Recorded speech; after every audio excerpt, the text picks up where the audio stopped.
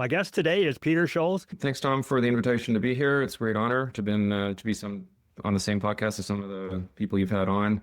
I am a married father of five, living on a small ranch near Calgary. I am a town planner and a transportation planner, and my career is mostly associated at this stage with rail planning across the Canadian North. However, I did have a previous life with some stories that I think would be very interested to your audience. A lot of whom are related to the climate scam. All right. Yeah, I'd love to hear in particular what you think about wildfires and climate. I'd be happy to. So, my professional designations are town planning and regional planning, and I was hired by Parks Canada to be the senior planner for Jasper National Park, starting in January of 2008. Part of the onboarding process, so they moved me to Jasper. I had a three bedroom duplex to myself and my two cats at the time. I was not married yet. And I had a beautiful office on the upper story of the train station with a view of like most of the Jasper landscape. It was a dream come true, and I had a few misgivings about the position, but I'd taken it fundamentally because when I was 16 years old, I drove through the park with my father a year before he died, and I said, I'm going to be the senior planner for this park one day, and I'm going to make it better. And so when the offer came in, I took it, even though I was like, there's a little voice in the back of my head going, this is not a good career choice at the present time. But such as it is with nostalgia. On the onboarding process, we included training on the inland forest ecosystems of North America. These are fire-based ecosystems, and the way it was explained to me and the other staff coming into Parks Canada, and this is coming from, the experts there working at Parks Canada, is this area had all been part of the Cordilleran ice sheet during the ice ages up to about 8,000, 9,000 years ago. When the ice sheets retreated, the first species at the foot of the ice as the glaciers moved back was humus. They were already well established in southern North America, and they were moving north as the ice retreated, and with them they brought their forest ecosystem. Pine trees, for example, which there's two main species out across most of northern Canada. What we think of the boreal forest is pine and spruce. Pine and spruce. Pine cones actually only open under conditions of heat. Pine trees expect fire to open their pine cones to do reseeding. The ecosystem management done by the First Nations at the time was to do numerous small-scale fire management projects every year or every couple of years, so that the ecosystem was very diverse. You had mature forest in some locations, old forest in other locations, mid-sized forest in others. You had recent burns, foliage which was reseeding, grassed areas. And this was specifically for food production.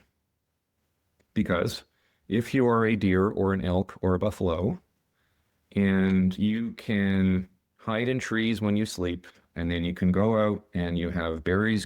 You can eat berries for the extra nutrients during the fall season, but you have enough ample foliage, grass, etc., to keep yourself hardy the rest of the time.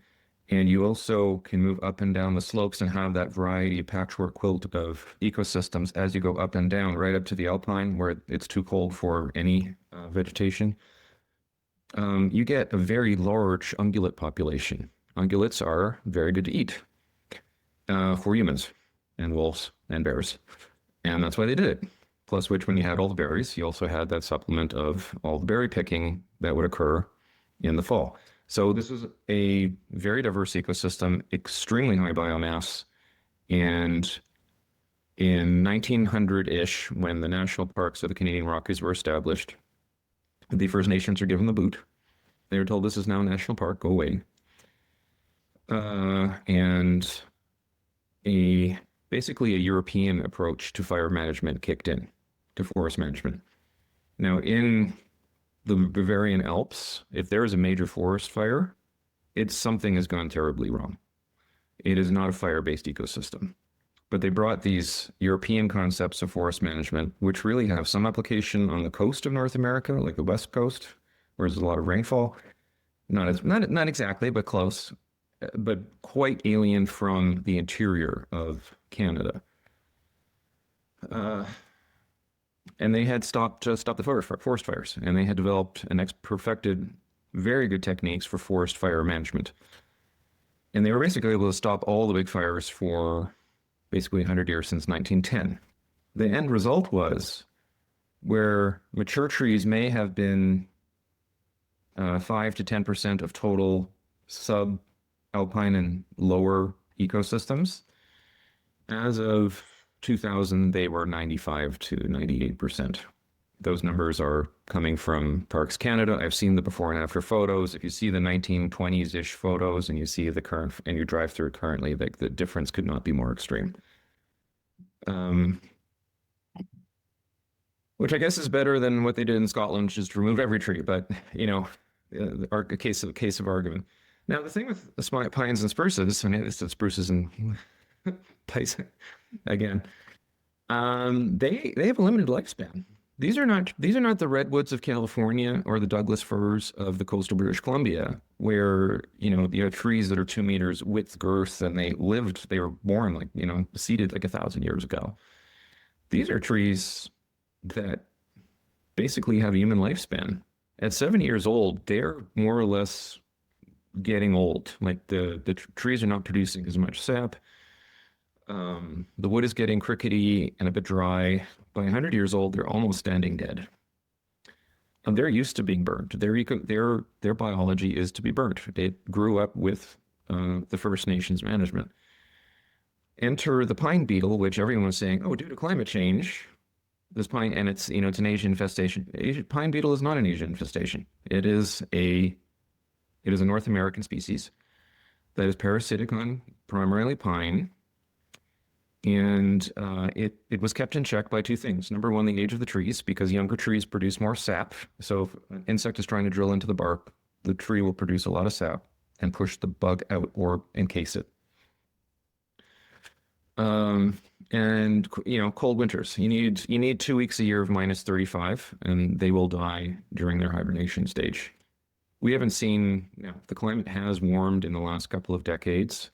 We're not seeing the kind of extreme events that last for 2 weeks as often. However, 2 years ago, Alberta had minus 43 for 4 days.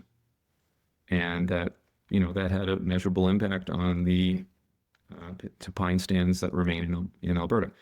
Anyway, in British Columbia, they didn't have that. And the pine beetle basically wiped out 1.5 million square kilometers of pine trees.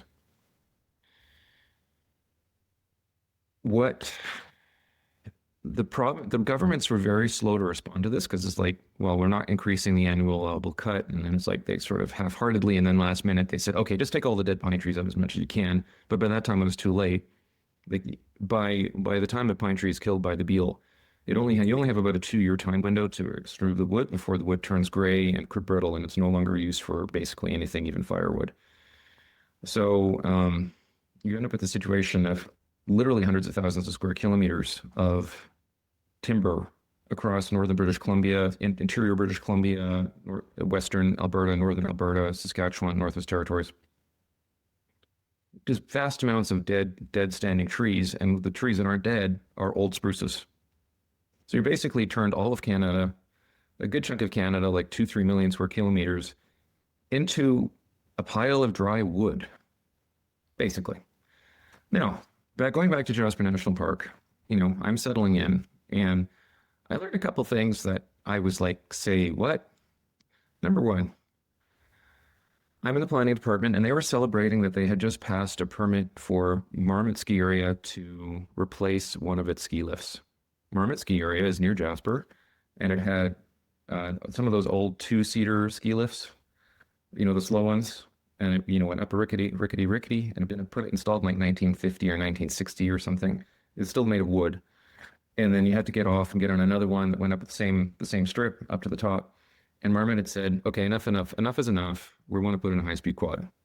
The chairs are ready to fall off, and we're going to use the same foundations. So The foundations are already there. We're just going to reuse them because they're concrete. We just have to take out the poles and everything, replace them with new poles because the current poles are 7 years old. They're getting a little rusty. They're getting a word, and we don't want people to fall. Don't want the ski lift to collapse and people to die. It took Parks Canada one full-time equivalent to process that permit, one full-time year. And I looked at that and I'm like, this isn't even a permit. This is a maintenance. This is maintenance work. Okay. The only way you're causing environmental damage from replacing old ski lifts with new ski lifts is basically you take barrels of arsenic and pour them on the ground deliberately just to poison everything. I mean, like, just why do they need a permit whatsoever? The second one was out somewhere at a parking lot. They needed to replace an outhouse. They wanted to do a full environmental assessment of the impacts of this outhouse. So they tested the grounds all around the existing outhouse, and then they came up with this complex containment scheme and, mixing limes and other things to da da da da da. Anyway, it was $85,000 for the environmental assessment for 2 new outhouses. I'm like, what? It's an outhouse. Guys, just chill, all right? At the same time, the Jasper landfill, which is nobody knows about, it's about 5 miles out of town, was built on fluvial gravels. Fluvial gravels are those round gravels about yay big, and they're very permeable. So they put the landfill without a geotextile liner on this gravel, on groundwater passage to the Athabasca River. And they had done this back in the 1950s when they didn't know so much about groundwater, but you don't have to know a whole lot about groundwater to know that you don't dump paint on gravel 500 meters from a major river. This actually is environmental concern. Parks Canada had been up to 30 years of considering how to ameliorate the situation. And when I was there, they're like, okay, let's put a geotextile liner in. So what if like 30 years, like where there's actually environmental concern, they didn't move. Now, as I'm getting settled in, we'll get back to forest fires. The head of the Jasper forest fire fighting team. Okay, so there's 2 teams. There's the Jasper Townsite Fire Department, and there's the Jasper Park Forest Fire Department, and they're separate. Very nice man. He comes up to me and he says, I need you to know about this forest stuff that I just told you. And he reinforced everything that had already been taught to me, mano a mano, one-to-one. He said, I needed to help me get this into policy because you're a policy guy, you're a planner. The super needs to act on this because we are standing on a giant fire pit, on a giant stack of timber wood, and it's only going to get worse. Remember, this is 2008. And he says, there's $1 billion worth of real estate in Jasper. And as it stands right now, I don't know if I can protect the town. If we have 3 hot days in a row in July, 35 degrees Celsius, and a strong wind comes along, I don't know if I can keep this town from complete destruction. He said that. I can shut down little fires, no problem. But the problem is we've shut down so many little fires. The little one started by somebody got a campfire, had a campfire, didn't put it out properly, and an acre burned or whatever. We can put those things out so easily that we have not had any serious burns in this park for 100 years. And now we're on a tinder cake. So I did that. I said, this is a pretty important issue. It sounds like we could lose the whole town. Not to mention, all this wood is now like basically 100 kilometers by 30 kilometers of wood, right? We're talking quite a, apocalyptic firestorm here, potential. Nothing happened. I ended up quitting after 6 months. I quit a job where I had permanency. I had my own housing. I was in Jasper National Park. And I quit because I'm like, I'm going to waste my life here. And now, this is before the Beetle came. I've been going to Jasper National Park, usually visiting every 3 years or so, now with my family. And every year, the amount of area that is hikeable has declined because more trees fall across the trails. The trees get older and thicker, and there's less trails that are worth hiking. And there's only so many places you can drive high enough that you can get into looking in, alpine paradise terrain and not just looking at bark for 6 hours as you chug through these old paths. So less and less and less. So people are saying the park is getting more and more crowded. I'm like, it is getting more crowded, but not as much. It's getting more crowded because there's fewer areas that are actually worth visiting, to be honest. And more yellow. Now, the telltale sign of a beetle killed tree is the needles go orange. You can see it. When you're driving from Columbia ice fields down to Jasper, it's a 1 hour drive. And I remember 1 year before the big fire, I was looking at it going, this is 30% dead. 30% of the forest is now dead, standing timber. Like, what is going to happen here? And then eventually what forecast came to happen. So now remember, this is a 2008. The guy's telling me we're 15, 20 years behind where we should be. Now this is now 2024. I think it was last year was the big fire. So they haven't done anything for 16 years since I quit. They had 16 more years to act on it, 16 more years of ignoring their own department. And what it took was one lightning strike. Maybe it was somebody tossing a cigarette out the window. Probably not. It was one lightning strike. It was a hot day. It was July. People going, oh, it's climate change. There's always been hot days in July. In the last ice age, 10,000 years ago, in July, there were hot days. Okay? It's a summer. Okay? It doesn't matter where the glacier doesn't care if it's a hot day or not. Well, I mean, the glacier melts a bit, but you know what I mean. The hot days happen in July. It just happens. Like, don't say it's climate change. This is forest management. There was a trigger. There was a strong wind. It was exactly what the forest management chief had told me. It was exactly the situations. 3 days of heat followed by with a strong wind with a spark. And a telltale sign is they ordered the evacuation of every single person from Jasper within like a very short period of time. I don't remember exactly what the time was, but it was like less than a day. While the fire was still 35 kilometers away. Or 40 kilometers away. When you have that sort of emergency, that means that they had the firefighters in their head had already said, like, we're not going to be able to fight this. We need to get everybody else. We're not going to just lose the town. We're going to lose thousands of people. We're going to be burned alive. And the stories that came out, and if you see the satellite images, which I unfortunately don't have, we hear stories about fire tornadoes. We hear stories about firewalls 100 feet or more high. If you look at the satellite, you see this like, it looks like something out of a sci-fi movie, this black burst of, fire and flame that comes out across the park. And while this is going on, I know we all love Jasper. It's a beautiful town. It's a place where people go to enjoy the mountains or to relax, or whatever, recreate. And it's very rare and it's very valuable. And I'm feeling the same thing. I posted on LinkedIn.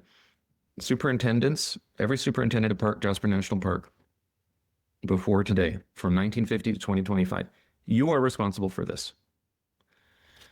And that got picked up by a media outlet. They interviewed me for about 25 minutes, and I just gave a story. I gave a story more or less what I just had given. And by the time it took 24 hours to go from me making that post to getting invited to do the interview. And by that time, Guibo, the Minister of Environment, is already saying this is due to climate change, and this is why we have to get rid of carbon, carbon cars, and when you use gas stoves, this is what's causing this. And I just called BS on that, and a lot of other people called BS as well. And I'd like to think that I was one of the voices that was like, no, this is forest mismanagement at a nearly criminal level.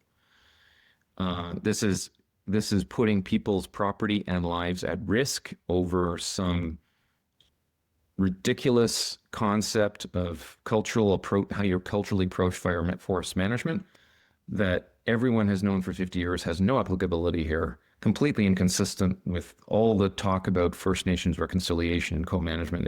It's all just superficial, nothing. It means nothing. You guys think killing a tree or cutting down a tree is somehow the equivalent of killing a human being. It's somehow aesthetically or religiously wrong.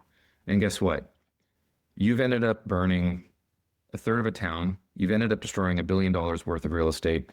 And now a good third of Jasper National Park is ashes. Have they learned their lesson? No. How do I know that? I was in Jasper 3 months ago. I went to my favorite coffee shop, the one I'd gone to in 2008. And I drove through the town a little bit, and I looked past where I had lived, and it was gone. And what I noticed was around Jasper is a huge amount of standing dead wood, burnt. No clearing efforts whatsoever. And very little construction in the Jasper town site. So I go to my old favorite coffee shop when I lived in Jasper. And while she's making my coffee, my $8 coffee, because it's Jasper. But you just expect to pay dollars for a coffee when you're in Jasper. It's okay. I say, I'm surprised there's not more construction going on in Jasper. And she says, oh, we can't get anything through. If it's not the municipality of Jasper, taking 4 months to issue a development permit, it's Parks Canada having to double check the permit and taking 6 months to ensure that the construction of the building is carbon neutral. And I think you're like, the people in charge actually don't want a town there. They're coming from this deep ecology perspective. I know it's deep ecology because I studied Parks Canada policy back in 2020 when I was a grad student, and they had a whole book on deep ecology. And there's like basically that every species is equal intrinsic value to a human. So when you cut down a tree, it's equivalent to almost killing a human. And it is a religious perspective, and they had entrenched themselves in the Parks Canada hierarchy. So they're delaying reconstruction, but even with the fire, they still haven't learned their lesson, because with all these dead, burnt trees, not all of them were burnt to ashes. A lot of them are black and standing. They're going to stand for a year, 2 years, 3 years. Guess what's going to happen? They're going to fall. And then how is the wildlife supposed to get around? When you are living on grass, or for your survival, like a deer and elk, your survival is dependent on energy ratios. You have to get more calories in than you extend calories out. If you have to hop over a tree every 3 meters because there's another dead tree and the grass is covered, you're expending a lot more energy. You're getting a lot less energy than if you're just in a beautiful green field with, acres of green grass, right?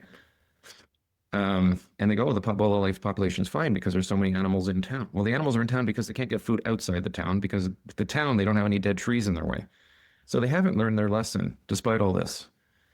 And just to wrap up my monologue here, I'll share screens very, very quickly. And I'm not going to spend more than 30 to 45 seconds on this, because, you've had on a series of, Tom, you've had a lot of very, very credible scientists on, and I don't want to, put myself on par with them. I'm an expert in terms of land use planning and geography. I'm not an expert in terms of forest management. I'm relaying what I was told, and I can tell it not my own, but RPF friends, because they'll lose their contracts. But I'm not going to lose my contract because I'm not an RPF.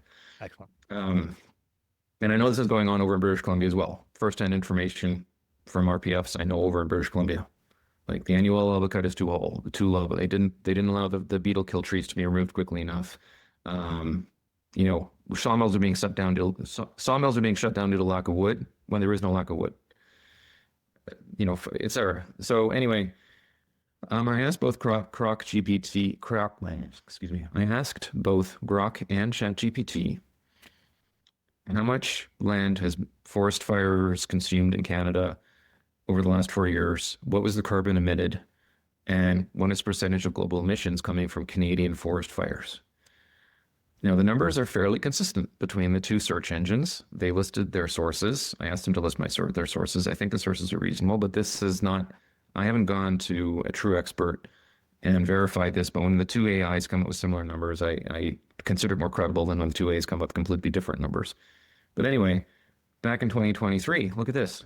5 to 6% of world carbon emissions are coming from Canadian forest fires.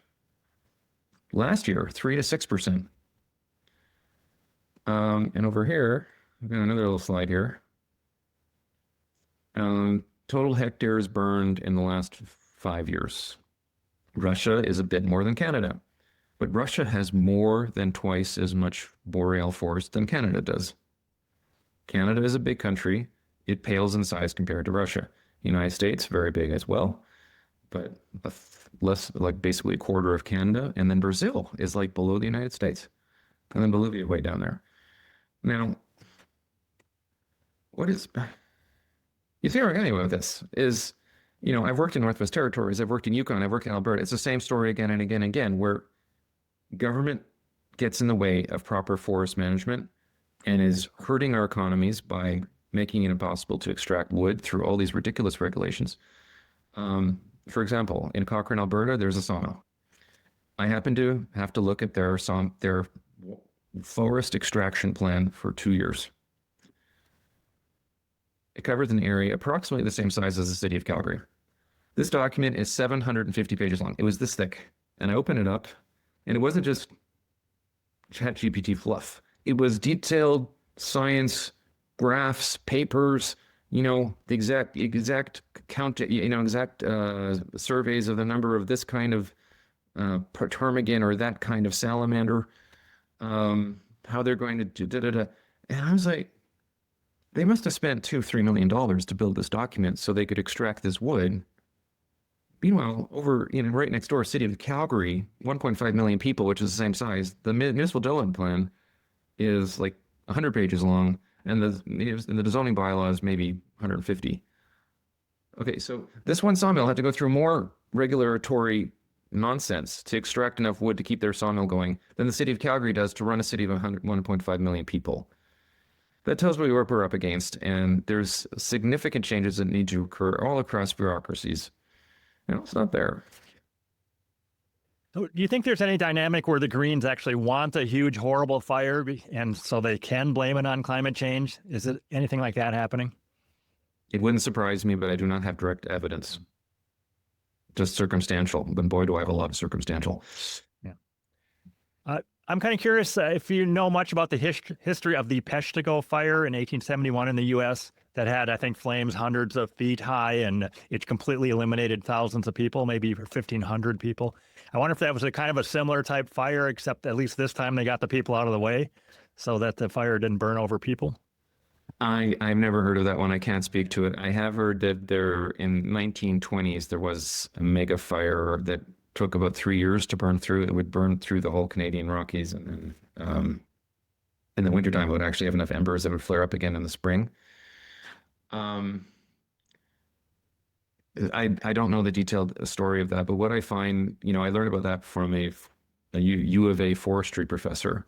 But here's the thing, he talks about this, and then at the end of his lecture, he goes, "Oh, and it was due to climate change," as a tack on. And I'm like, anybody who was listening was like, you didn't mean that. You just tacked that on because you work for the University of Alberta and you have to say that to keep your job. It's nonsense.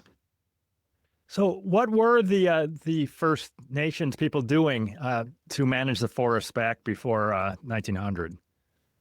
They would set fires on a regular basis, and they would pick locations because they had been managing over a long period of time. They would pick older trenches of forest, set a fire at appropriate time, and that trench would burn. But because it's surrounded by a complex ecosystem, it would, the story of the mega fires was not well known. Now, it's somewhat circumstantial, but there is a body of literature out there which is saying that the medieval warm period ended because of the sudden drop in carbon in the 16. How did this work? There was a disease wave that hit the First Nations around 1500 AD and knocked out about 90% of their population. A lot of that forest management terminated at that stage. That the disease wave just hadn't hit the Rocky Mountains yet. And if you look at the profiles, the carbon content in the atmosphere actually dropped considerably around the 1600s, and there was a climate freezing at that time, one of the minimums, which I believe coincided with the solar. So it's hard to prove, but the decline in carbon occurred at the same time as the sun. The sun was likely cooling as well, but there's thought about, because the First Nations weren't doing this forest management, that's when what we now think of as Appalachia the Appalachian forests sprung up, because it used to be parkland across most of eastern North America. You know, there'd be trees separated by long distances with grass. People were riding horses through these. If you think about riding a horse along the Appalachian Mountains nowadays, you're like, how's that possible? The trees are too thick. Well, that's the difference, right? So what do you think should have happened between 2008 and 2024 that we should have gone back ideally to setting the small fires, strategic small fires, to prevent the big one from coming? Or lots more logging also, or what other practical things should we have done? They should have done what they are doing now around Lake Louise and Banff, Yeah. which is creating these fire breaks. Now the fire breaks, I look at them, they're only about 1 kilometer wide, and I'm like, strong wind, 1 kilometer is not wide enough. Those sparks are going right across, and they're going to keep going on the other side. But they have done fire breaks at Lake Louise and Banff. But, you know, most of those parks remain a tinder keg. Like there's a whole area near Castle Mountain where valley to valley, the Bow Valley is about 8 to 10 kilometers wide as the crow flies, and an area about 50 kilometers long. It is a solid wood. When I volunteered at Parks Canada back in 2000 and long time ago, maybe 2004, I had walked through these forests, and as soon as you leave the roadway, it's just dead. The trees are so old and so dead, and there's so many branches that have fallen. There's no grass. There's no weeds. It's just deadfall, like dead branches that are on the ground, and the trees next to me were alive, but there's nothing else there. And we were doing poop counts on ungulates. So you walk along the line, you can't poop. You're right near the highway where there's grass and a clearing, very dense. As soon as you walk into the trees, nothing. My brother is a former smoke jumper, and I'm curious, I don't even know, in Canada, do they have smoke jumpers that'll drop in right away if there's a fire in the middle of nowhere or way off the road? Are they doing that there as well?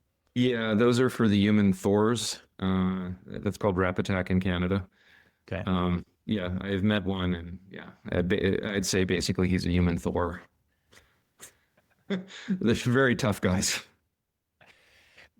Do you agree that they should be doing that as much as they are, or should they be letting some of those fires burn because the forest needs At this fire? stage, with the state of the forest as they are, especially in the parks, I would do a massive winter cut and skid them out over the snow, and I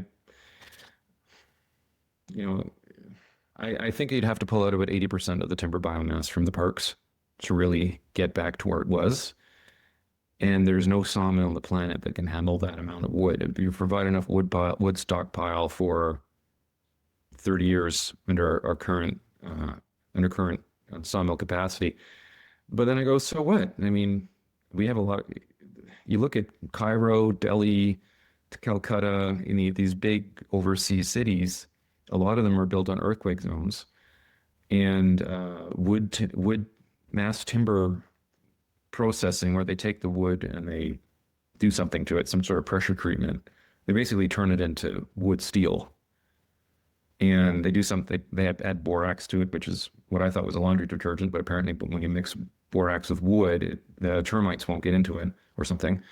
I'm not an expert in this, but you visit Istanbul and all these massive cities, 15, 20, 25 million people, and they're building everything with these old these crappy concrete blocks or stone or compressed sand. And I'm like, these cities could use all the wood we have. And if you want to talk about carbon balances, like if you really are concerned about carbon balance in the atmosphere, you just encapsulated all that carbon permanently in all these in these burgeoning cities, and it would provide jobs for 100,000 or more Canadians if you did this. So there's real the decisions being made by these environmentalist ideologies are detrimental to the environment. They're detrimental to the economy. They're detrimental to people. They're detrimental to animals. They're lose propositions, and they're based simply on a quasi-religious ideology. So it sounds like there's a powder keg still ready to go off there, kind of in the Jasper area still now. And is that land owned by the Canadian government? It's not. Is there any private ownership or private people somehow could do some fire management on private land? In Canada, the national parks are owned by the federal government, as in the United States. Most of the provincial lands, or so-called crown lands, are owned by the province. There's not nearly the same scale of private forest ownership that exists in the U.S., but I'm not just talking about the Jasper area. If you look at a map of Canada and you draw an arc 2,000 to 3,000 kilometers wide all around the prairies, that's all burning. The government of Northwest Territories has a map showing areas burnt. Like, we're talking about areas literally the size of Rhode Island that just go up in smoke. And you guys know the smoke because the smoke comes down to you. When we were kids, we could go hiking in July and August, or we could go to the Nape Mountains and be, pretty confident the air is going to be clear. For the last 10 years, I find I'm a big hiker. I find that the hiking window gets shorter and shorter and shorter. Because if I'm climbing a mountain looking at smoke, I'm like, why am I climbing the mountain? So it used, I've seen it get shorter and shorter. It used to be I can't start until August. Then it has to be August 7. Every year it gets pushed back a week or two. This year, the smoke finally cleared September 10. Like, my hiking window is literally 3 weeks, like 10th of September to early October, where I could get those beautiful clear days and go. And it's, it's the tip of the iceberg, man. Like, if we don't change policy, we're going to have these smoke and these mega fires for the next 50 years. That was going to be my next question. That it's not like it's almost all burned. It's many decades worth of fires every single summer to clear this out. Because once one area is completely burned, I think you mentioned elsewhere that the fire burns so hot that it sterilizes the soil too. In some of the worst fires, is that right? That is a risk. But it depends on things like aspect, depth of the soil, etc. In many parts of Canadian North and the Alpine area, if you take a cut of the stratigraphy of the soil, you'll have your needles, whatever, a couple inches at the top. Then you'll have your A horizon, which is sort of your dark soil, maybe 3 inches. Then you have your B horizon, which is sort of a light brown, which is basically caused by old roots that are dying, maybe go down a foot and a half.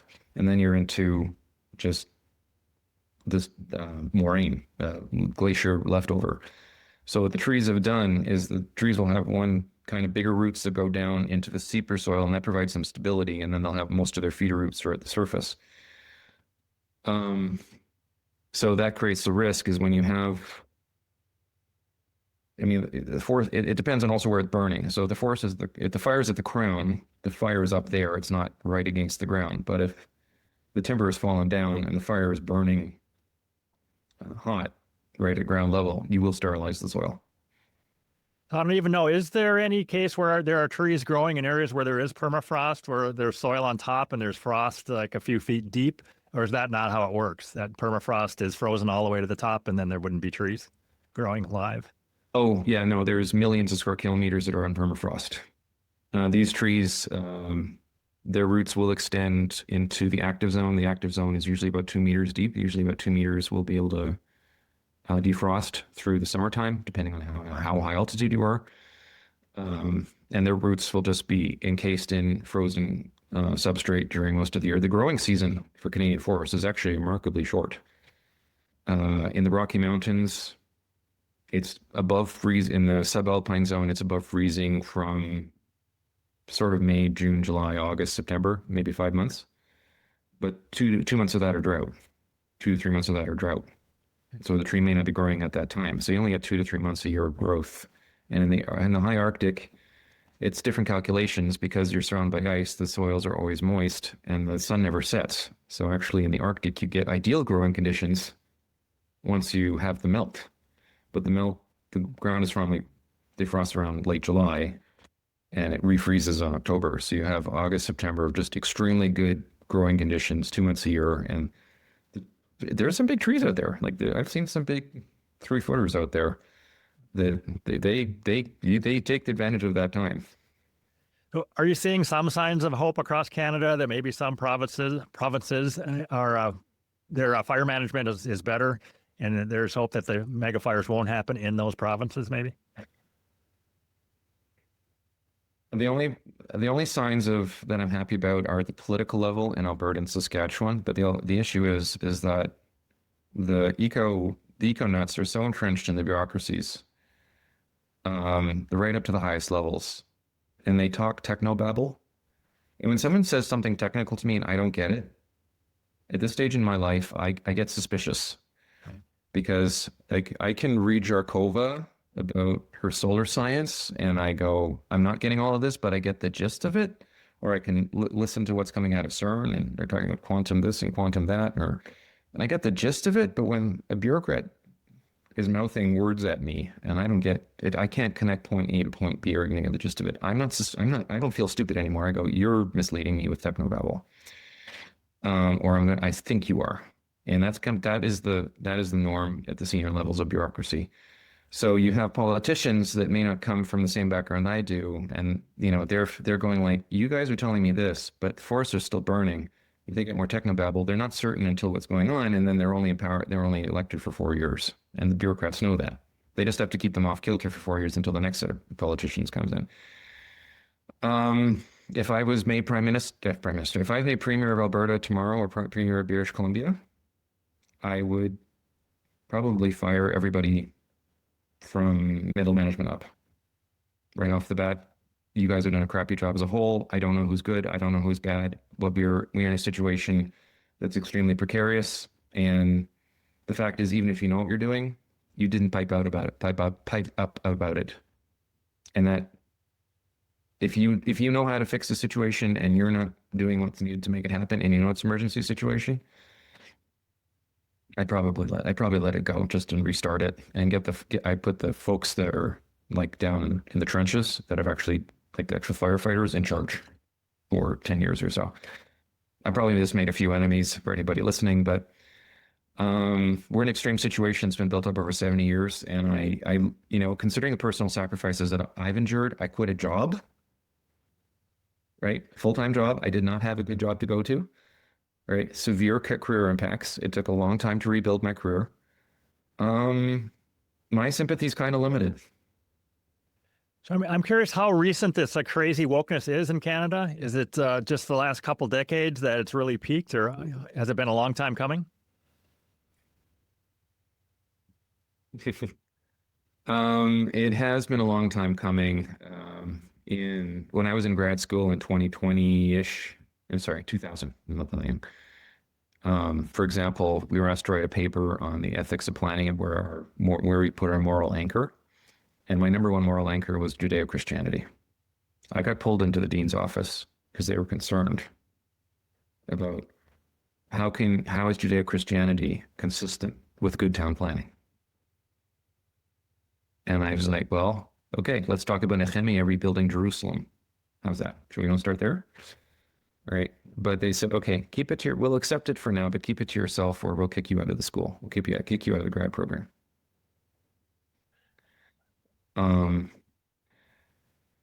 Yeah, unfortunately, Canada seems to be a testing ground for certain PSYOP, master education programs. And that's again circumstantial evidence, but I was noticing the Democrat Party would do something stupid or say something stupid, and then the Canadian government would follow along. There was a New York comedian like 10 years ago who said, well, Canada is basically a testing ground for Democrat theories on social justice, right? Well, we'll see if it works over there, and if it works, we'll try it over here in New York. Why would we pay the price? We'll make the Canadians pay the price. Is that proof? No.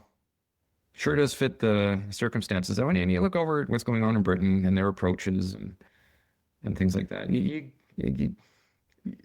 There's a certain nationalist Canadian me that's getting to the point where it's like, just leave us alone and let us run our own country because you don't know how to run our country. Thank you very much. We used to be a British colony. We fought two wars for Britain. Tens of thousands of Canadians have died when we didn't have a very big population in those wars. We've earned our independence. Go away. Leave us alone. We can manage it on our own. So I'm curious what you think is the involvement of the climate scam in particular in this whole thing. That I am keeping track around the world. It really looks like it's imploding. It's going to take a long time for it to completely die, but it is dying. And if that were to die off over the next 5 years in Canada, how much would that help with forest management, for example? I think it depends on the provinces. Canada has 4 urban centers which are completely controlled by woke. The 4 biggest cities: Ottawa, Montreal, Toronto, and Vancouver. The cities associated with those provinces have well over 50% of the total population of the province, in large part because they've destroyed the economy in the rural parts of the provinces. So everybody either left the province or moved to the city where they could find a job, either in administration or serving coffee. So those provinces unlikely to change. The other provinces, we have a hope. Where I'm a little bit frustrated right now is if the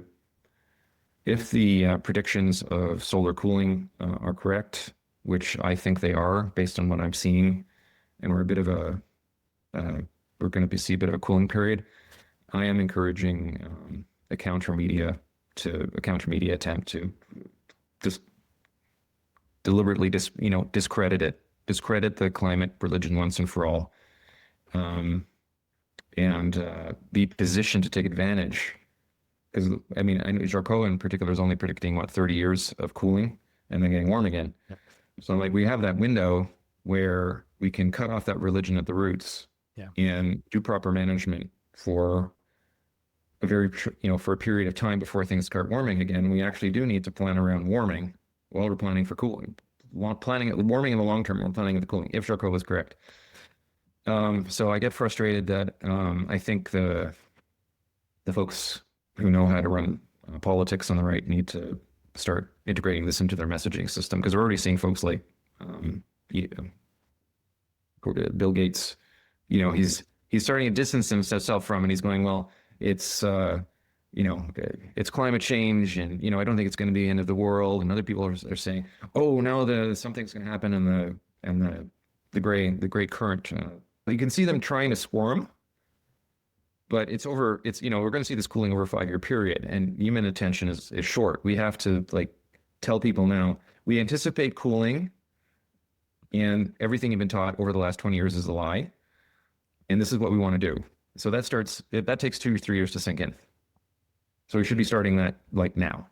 And I'm not seeing that. So that's a little frustrating to me. I'm not a public relations guy. I'm a land planner. I'm just, I've been forced into this PR stuff because of the amount of nonsense we've all had to deal with.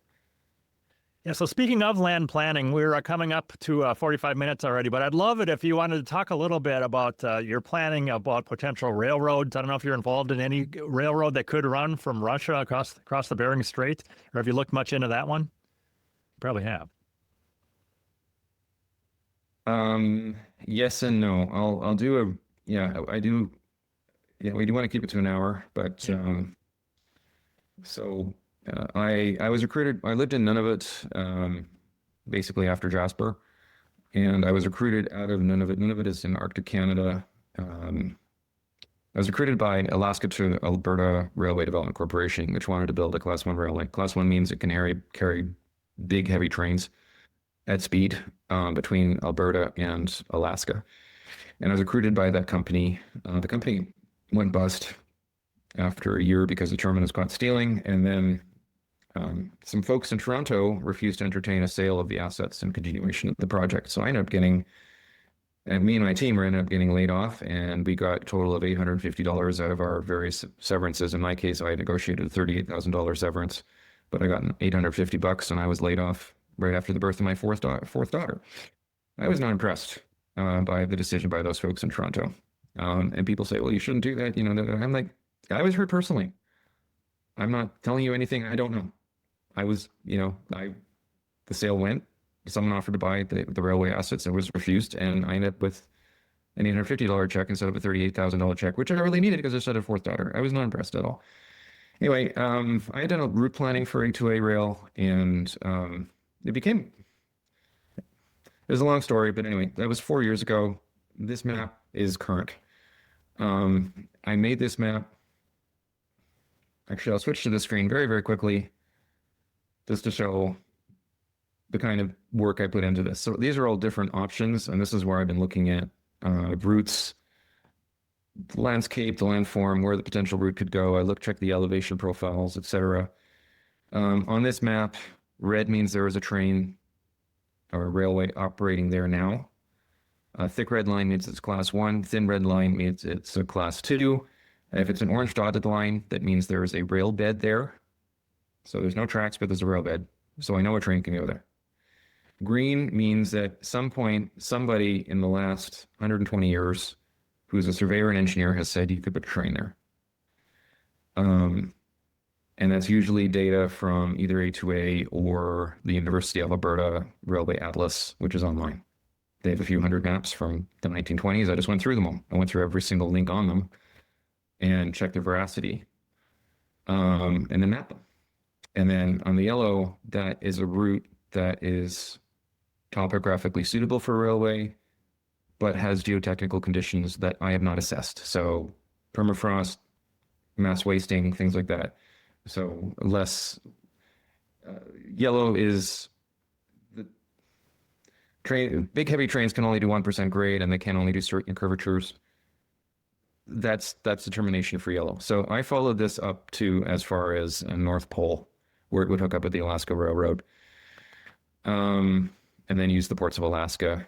And all indications are that once you connect Alaska to the lower 48, the amount of traffic will be enormous because U.S. West Coast ports are quite full and the Panama Canal is quite full. And this is going to attract both Panama Canal traffic and North American traffic as well, away from ports like San Francisco or Vancouver, which are quite capacity. Ideally, this would work in tandem with a major expansion of Prince Rupert, but I'm not going to go into that in any level of detail. Now, for fun, okay, I drew a line from Fairbanks to Nome. The cost of getting to Fairbanks from the lower 48, construction alone, not including land acquisition, regulatory costs, or other kind of royalty fees, will not be below $25 billion and is more likely to be in the 45 to 50 range. That's to here. Okay, that is based on a mile by mile assessment that I did on construction difficulty and just taking rules of thumb from 1.5 million per kilometer up to $25 million per kilometer and applying them to these routes. You come up with numbers at 35 to $45 billion. Now, if you're going from Fairbanks to Nome, that's at least 1,200 kilometers. That is all in tundra. There's not a lot of mountains on this stretch, but you're looking at 20 million a kilometer because you're going to need 6 to 7 meter bases underneath the tracks. Okay. You multiply 1,200 by 20 million, you end up with 25-ish billion bucks from there to there. That's without graft. That's good project management, 25 billion bucks. So now we're at 75-ish to get to the shore at Bering Strait. Once you're at Bering Strait, I don't have the map out, but basically everyone's talking about a tunnel. People have said 100 billion bucks to build a tunnel. Yeah, that's about right. I think a floating tunnel is safer and cheaper. A floating tunnel is where the tunnel is 50 feet below the surface of the water and it's anchored to the bed. And it just so happens there are 7 seamounts between this point and this point, 3 on this side and 4 on this side. They don't show up on this particular map, but they come within 50 feet of the surface of the water. So the floating tunnel could basically go from seamount to seamount and be anchored to these things. And it's just, in my mind, it's just safer because there's geotechnical, there's potential for earthquakes, there's ocean currents, things like that. Build a bridge between the 2 islands and then go back down again. Now, once you're there, you're not in the open yet. People don't realize how big Siberia is. The Sea of Okhotsk is 1.5 million square kilometers. It's as big as the province of Quebec. It's as big as the United States east of the Mississippi is just this body of water. Okay. Your nearest railway connection is Yakutsk. I've done a little bit of research, like half an hour worth. I saw one semi-credible looking line and it estimated 3,600 kilometers to connect at Yakutsk. I don't know the condition of the railway from Yakutsk down to the BAM line, which is down here. So that might have to be upgraded as well. And then you need your connection points. So for say 4,000 kilometers, you're probably looking at 15 million a kilometer. It may be cheaper to build in Russia due to the cost of labor. I think you're talking another 35 to $40 billion. This is a $150 billion project, guys. Okay. Would it carry a lot of traffic? Once you're connected to this, China, Korea, with the lines through to Europe, oh yeah, it'll be very, very, very heavily used. But I don't, I say, folks, let's build this in pieces. This is a piece that will work. We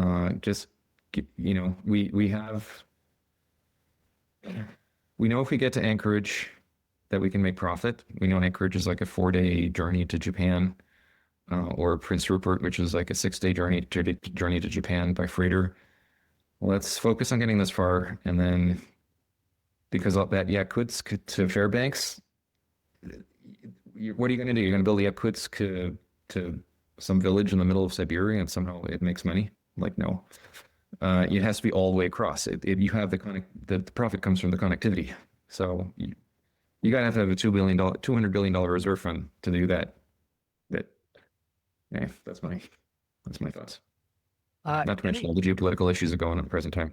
Very interesting. Any thoughts on a rail line that's going across South America? Is that something that's going to happen in the next upcoming decades? I'm not an expert in South American affairs. The rail route makes sense from a technical perspective, but I'm not able to comment on the ever-changing political situation and economic situation in South America. Okay. All right. We are coming up to the end of the hour here. Any other points you want to make before we go ahead and wrap up? No, I'm good. Thank you. I want to thank everyone for enduring my voice for an hour. And as I said, it's a great honor to be on the same platform as some very prestigious solar scientists.